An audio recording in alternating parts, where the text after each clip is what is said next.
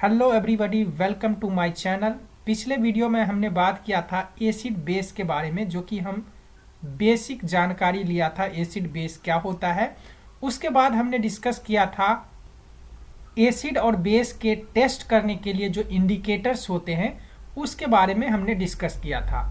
आज हम डिस्कस करेंगे एसिड बेस का रिएक्शन के बारे में, किस तरह से एसिड और बेस जो है रिएक्ट करता है। पहला रिएक्शन देखते हैं एसिड्स का मेटल के साथ। अगर एसिड मेटल के साथ रिएक्ट करता है तो क्या होता है।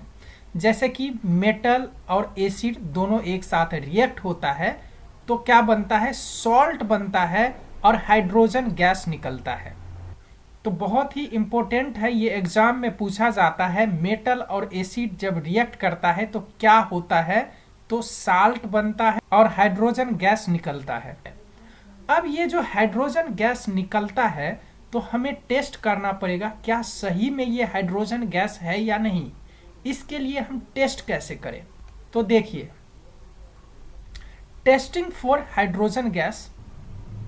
अब एसिड और मेटल का जब रिएक्शन होता है तो हाइड्रोजन गैस निकलता है। तो अब हम एक टेस्ट करेंगे क्या सही में ये हाइड्रोजन गैस है या नहीं है। तो एक्चुअली में आप देख सकते हैं यहाँ पे एक टेस्ट ट्यूब है। इस टेस्ट ट्यूब के अंदर मेटल है और एसिड है, दोनों रिएक्ट किया है। तो रिएक्ट करने के बाद एक गैस निकलती है और इस गैस को इस बीकर में हमने ले लिया। अभी हमें कंफर्म नहीं है कि ये कौन सी गैस है। हम टेस्ट करेंगे क्या वाकई में ये हाइड्रोजन गैस है या कोई और गैस है। अब जो ये गैस निकल रही है वहां पे एक मोमबत्ती लेंगे, यानी कैंडल को लेंगे और कैंडल को जलाएंगे और इस गैस के पास रखेंगे। अगर ये गैस पॉप साउंड के साथ, एक अजीब सा साउंड, चिड़चिड़ाने की आवाज आएगी, उसके साथ अगर जलता है तो इसका मतलब ये कंफर्म है कि ये हाइड्रोजन गैस होगा।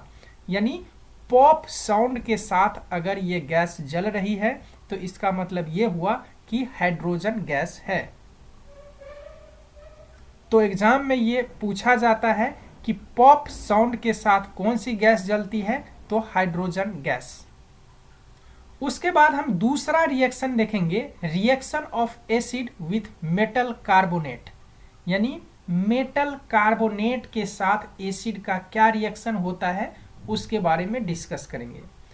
मेटल कार्बोनेट और एसिड का जब रिएक्शन होता है तो क्या होता है, सॉल्ट बनता है और साथ में एक गैस निकलती है जो है कार्बन डाइऑक्साइड, और साथ में वाटर भी बनता है। तो तीन चीज बनता है जब मेटल कार्बोनेट और एसिड का रिएक्शन होता है। एक तो सॉल्ट, दूसरा कार्बन डाइऑक्साइड गैस और तीसरा वाटर। जैसे कि पिछले वाले रिएक्शन में पहला जो रिएक्शन था उसमें देखा था, जिसमें कि मेटल और एसिड का जो रिएक्शन हुआ था उसमें सॉल्ट और हाइड्रोजन गैस बना था, लेकिन मेटल कार्बोनेट के साथ कार्बन डाइऑक्साइड बना, वाटर बना और सॉल्ट बना।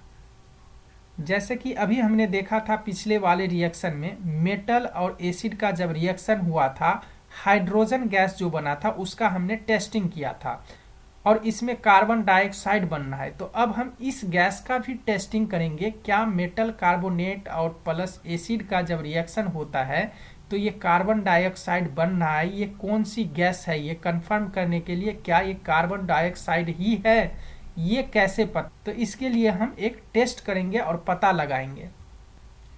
Test for evolution of carbon dioxide gas.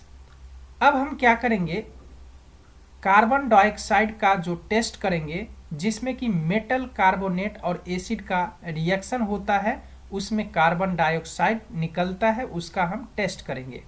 जैसे कि आप देख सकते हैं ये एक टेस्ट ट्यूब है, इसके अंदर में मेटल कार्बोनेट और एसिड है जिसका रिएक्शन हो रहा है और इस रिएक्शन से एक गैस निकल रही है। अब जो ये गैस निकल रही है उसके पास हम एक और टेस्ट ट्यूब लेंगे जिसमें कैल्शियम हाइड्रोक्साइड का सॉल्यूशन, जिसे लाइम वाटर कहा जाता है, उसको हम इस गैस के पास रखेंगे। अब ये जो सॉल्यूशन है वो कुछ देर के बाद वाइट हो जाएगा। अगर वाइट हो जाएगा इस तरह का तो ये समझा जाएगा कि ये जो गैस है वो कार्बन डाइऑक्साइड गैस है। एक्चुअली में ये जो फॉर्मेशन होता है वाइट कलर, इसका जो दूधिया कलर यानी वाइट कलर हो जाता है, इसका कारण है प्रेसिपिटेट ऑफ कैल्शियम कार्बोनेट, यानी कैल्शियम कार्बोनेट के प्रेसिपिटेट के फॉर्मेशन से ऐसा हो जाता है। इसके बाद हम बात करेंगे तीसरे रिएक्शन के बारे में, reaction of acid with hydrogen carbonate, यानी एसिड का रिएक्शन हाइड्रोजन कार्बोनेट यानी बाइकार्बोनेट के साथ होगा तो क्या होगा। जैसे कि आप देख सकते हैं एसिड मेटल हाइड्रोजन कार्बोनेट जब रिएक्ट करेगा तो क्या बनेगा, सॉल्ट बनेगा, कार्बन डाइऑक्साइड गैस बनेगा और उसके बाद वाटर का भी फॉर्मेशन होगा। तो ये चीज होगा इस रिएक्शन के दौरान। अब चौथे रिएक्शन में हम देखेंगे reaction of acid with metal oxide. पहले हमने एसिड का मेटल कार्बोनेट के साथ हमने देखा था रिएक्शन, अब हम मेटल ऑक्साइड के साथ देखेंगे। इसमें क्या होता है कि जब एसिड और मेटल ऑक्साइड का रिएक्शन होता है फिर सॉल्ट बनता है, वाटर बनता है। एक्चुअली में जब एसिड और मेटल ऑक्साइड का जब रिएक्शन होता है तो एक्चुअली में एसिड और बेस का रिएक्शन हो जाता है, क्योंकि मेटल ऑक्साइड जो होता है वो बेसिक नेचर होता है। जब एसिड और बेस रिएक्ट करता है तो एक न्यूट्रलाइजेशन रिएक्शन होता है। इसमें क्या होता है कि सॉल्ट का फॉर्मेशन होता है और वाटर का फॉर्मेशन होता है। तो वेरी इंपॉर्टेंट, मेटल ऑक्साइड और एसिड का जब रिएक्शन होता है तो एसिड बेस का ये रिएक्शन माना जाएगा और उसमें सॉल्ट एंड वाटर फॉर्म होता है। अब थोड़ा सा हम एसिड का कैरेक्टरिस्टिक देखते हैं, स्ट्रॉन्ग एसिड और वीक एसिड के बारे में। कौन सा स्ट्रॉन्ग एसिड है और कौन सा वीक एसिड है। An acid which is completely ionized in water and produces H plus ion is called a strong acid।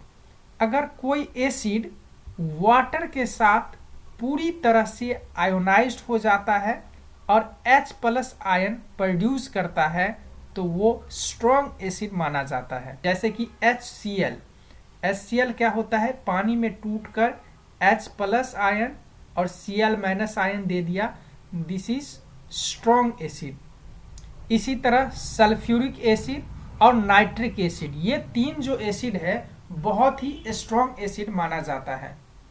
कौन कौन सा, HCl hydrochloric acid, sulphuric acid और नाइट्रिक एसिड। अब हम थोड़ा सा वीक एसिड्स के बारे में बात करेंगे। N acid which is partially ionised in water thus produce a small amount of hydrogen ion is called weak acid। अगर किसी एसिड को पानी में मिलाया जाए तो वो पार्शियली आयोनाइज्ड हो, जैसे कि स्ट्रॉन्ग में क्या था, कंप्लीटली आयोनाइज्ड हो गया और H प्लस आयन देना शुरू कर दिया। लेकिन इसमें क्या होगा कि थोड़ा सा आयोनाइज्ड होगा और कुछ ही H प्लस आयन देगा, तो उसे हम वीक एसिड कहेंगे। तो वीक एसिड का कुछ एग्जाम्पल है एसिटिक एसिड और कार्बोनिक एसिड। अब हम डिस्कस करेंगे कॉमन इन एसिड्स। जैसे कि अभी हमने डिस्कस किया है एसिड के बिहेवियर के बारे में, रिएक्शन के बारे में, तो इसमें हमने क्या देखा कि सारे एसिड्स के अंदर कॉमन बातें हो रही है, यानी कॉमन चीज हो रहा है। तो पहला कि acids give hydrogen gas when they react with metal. ये हमने देखा किसी भी एसिड के साथ अगर मेटल के साथ रिएक्ट कराया जाए किसी भी एसिड को तो क्या होगा, वो हाइड्रोजन गैस हमें देगा। This so that all acids contain hydrogen gas. इसका मतलब ये हुआ कि सारे के सारे एसिड्स हैं वो हाइड्रोजन गैस उसके अंदर होता है। For example hydrochloric acid, sulphuric acid, nitric acid etcetera. उसके बाद हम देखेंगे दूसरा, when an acid is dissolve in water it dissociate hydrogen. जैसे कि किसी एसिड को अगर हम वाटर के अंदर रखें तो क्या होता है, उसमें हाइड्रोजन आयन बनना शुरू होता है। तो ये सारे एसिड्स का यही नेचर होता है, तो ये सारे एसिड्स के अंदर कॉमन प्रॉपर्टीज हुआ। अभी हमने बात किया एसिड्स के केमिकल प्रॉपर्टीज के बारे में। अब हम बात करेंगे बेसेस के केमिकल प्रॉपर्टीज के बारे में। केमिकल प्रॉपर्टीज ऑफ बेसेस, पहला reaction of base with metal, जैसे कि एसिड्स का भी हमने मेटल के साथ रिएक्शन देखा था, अब हम बेस का मेटल के साथ रिएक्शन देखते हैं। जैसे हमने अल्कली जो कि एक बेस लिया और उसको मेटल के साथ रिएक्ट कराया तो सॉल्ट और हाइड्रोजन हमें मिलता है। और यही चीज एसिड को हमने मेटल के साथ रिएक्ट किया था तो क्या मिला था, उसमें भी हमें सॉल्ट और हाइड्रोजन गैस ही मिला था, और इसमें भी हमें वही मिला। यानी बेस को अगर मेटल के साथ रिएक्ट कराते हैं तो सॉल्ट हाइड्रोजन मिलता है, और एसिड को भी मेटल के साथ रिएक्ट कराते हैं तो यही सेम चीज मिलता है। दूसरा reaction, reaction of base with oxides of non metal. हम बेस का रिएक्शन नॉन मेटल ऑक्साइड के साथ कराते हैं तो क्या मिलता है, सॉल्ट, वाटर, ये दोनों चीज हमें मिलता है। एक्चुअली में क्या होता है कि नॉन मेटल ऑक्साइड क्या होता है, एसिडिक इन नेचर होता है, और हम बेस को एसिड के साथ अगर रिएक्ट कराते हैं क्या मिलता है, सॉल्ट और वाटर मिलता है। हमेशा एसिड और बेस का जब रिएक्शन होता है सॉल्ट और वाटर हमें मिलता है। अब तीसरा न्यूट्रलाइजेशन रिएक्शन। अब ये न्यूट्रलाइजेशन रिएक्शन क्या होता है, अभी हमने डिस्कस किया कि न्यूट्रलाइजेशन रिएक्शन जब होता है जब एसिड और बेस रिएक्ट करता है तो न्यूट्रलाइजेशन रिएक्शन होता है, और इससे प्रोडक्ट जो मिलता है वो सॉल्ट मिलता है और वाटर मिलता है। अब जैसे कि हमने देखा था कि एसिड्स के अंदर क्या कॉमन था, उसी तरह बेसेस के अंदर क्या कॉमन होता है, सारे बेसेस के अंदर क्या कॉमन होता है। पहला कि जो बेस होता है अगर उसको वाटर में डिसॉल्व किया जाए यानी पानी के अंदर घोला जाए तो क्या होता है कि एसिड जो था हाइड्रोजन प्लस आयन दे रहा था, और ये जो बेस होगा वो हाइड्रोक्सी आयन देगा, और ये हाइड्रोक्सी आयन ये इंडिकेट करता है कि ये जो है बेसिक नेचर का ये सॉल्यूशन है। तो ये कॉमन है सारे बेसिस के अंदर। अब हम डिस्कस करेंगे dilution of acid and base के बारे में। जैसे कि आप लोग सुनते होंगे कुछ एसिड के बारे में, जैसे कि वो कॉन्सेंट्रेटेड एसिड है, वो डाइल्यूट एसिड है। तो इस तरह का जो एसिड होता है वो क्या होता है वो हम थोड़ा सा देखते हैं। देखिए कॉन्सेंट्रेटेड एसिड या कॉन्सेंट्रेटेड बेस क्या होता है उसको हम थोड़ा सा देखते हैं। देखिए सपोज कीजिए कि ये एक बीकर है और इसके अंदर एसिड है।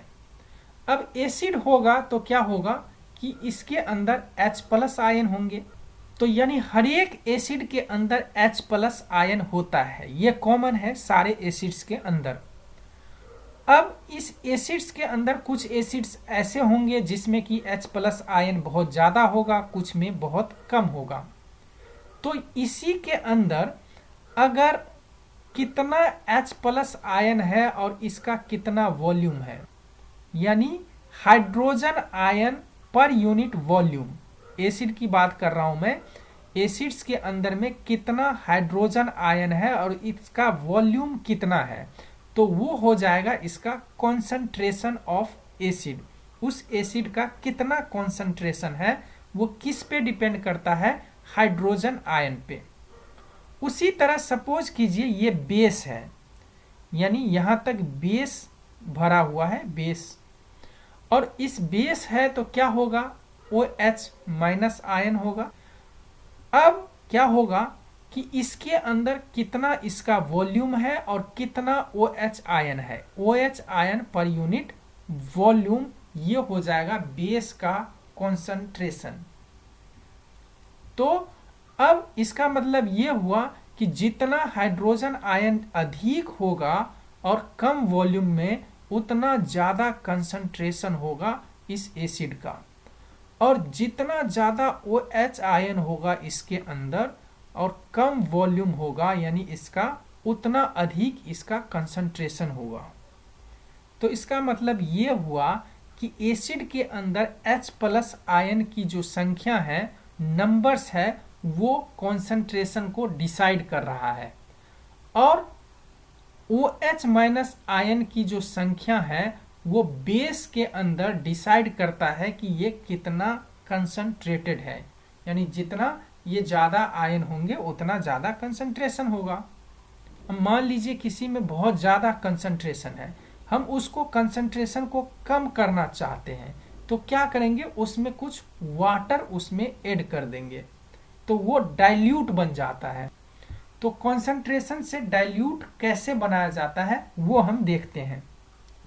अब जैसे ये देख रहे हैं यहाँ पे H+ आयन है, अब यहाँ से हम अगर कुछ वाटर डाल देते हैं इसके अंदर तो क्या होगा, डाइल्यूट बनेगा, क्योंकि वाटर बढ़ गया, वॉल्यूम इसका बढ़ जाएगा इस सॉल्यूशन का, तो डाइल्यूट एसिड बन जाएगा, यानी कंसंट्रेशन इसका कम हो जाएगा। तो क्या इस तरह से हम वाटर डाल सकते हैं इसके अंदर? तो हम इस तरह से नहीं डाल सकते, ये गलत मेथड होगा। एक्चुअली में होगा कैसे, इसमें क्या करते हैं कि वाटर के अंदर एसिड डालते हैं।